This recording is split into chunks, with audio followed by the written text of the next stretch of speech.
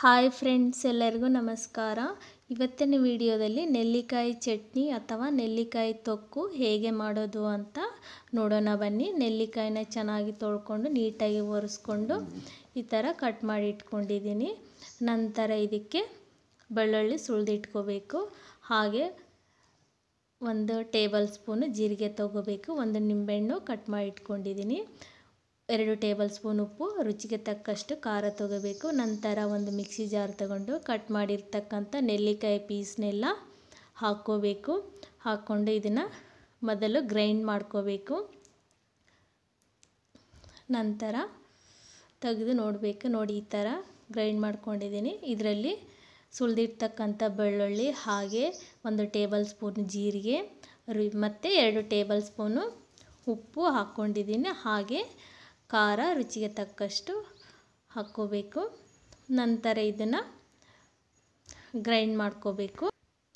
ತೆಗೆದು ನೋಡಬೇಕು, ಎಲ್ಲ ಚೆನ್ನಾಗಿ ಗ್ರೈಂಡ್ ಆಗಿದೆ. ನಂತರ ಇದರಲ್ಲಿ 1 ನಿಂಬೆಹಣ್ಣನ್ನು ಕಟ್ ಮಾಡಿ ಇಟ್ಕೊಂಡಿದ್ದೀನಲ್ಲ, ಆ ನಿಂಬೆಹಣ್ಣು ರಸನ ಹಿಂಡಬೇಕು. ಈ ನಿಂಬೆಹಣ್ಣು ರಸ ಹಿಂಡೋದ್ರಿಂದ ಟೇಸ್ಟ್ ಚೆನ್ನಾಗಿರುತ್ತೆ. ಮತ್ತು ಈ ನೆಲ್ಲಿಕಾಯಿ ಚಟ್ನಿ ನಾವು ಎಷ್ಟು ದಿನ ಇಟ್ಟರೂ ಕೂಡ ಕೆಡೋದಿಲ್ಲ, ಹಾಗೇ ಇರುತ್ತೆ.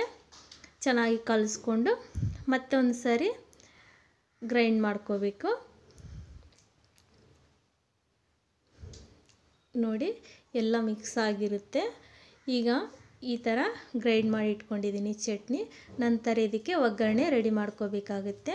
ಒಂದು ಪ್ಯಾನ್ನ ಸ್ಟವ್ ಮೇಲೆ ಇಟ್ಕೊಂಡು ಕಾದ ನಂತರ ಅಡಿಗೆ ಎಣ್ಣೆ ಹಾಕ್ಕೋಬೇಕು.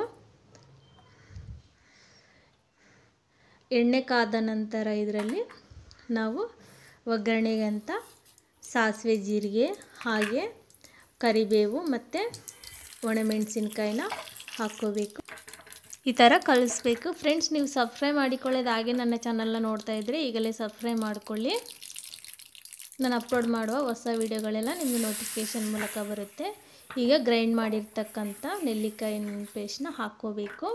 ಹಾಕ್ಕೊಂಡು ಚೆನ್ನಾಗಿ ಕಲಿಸ್ಕೋಬೇಕು. ಈ ಒಗ್ಗರಣೆ ಎಲ್ಲ ಈ ನೆಲ್ಲಿಕಾಯಿ ಚಟ್ನಿಗೆ ಮಿಕ್ಸ್ ಆಗುತ್ತೆ.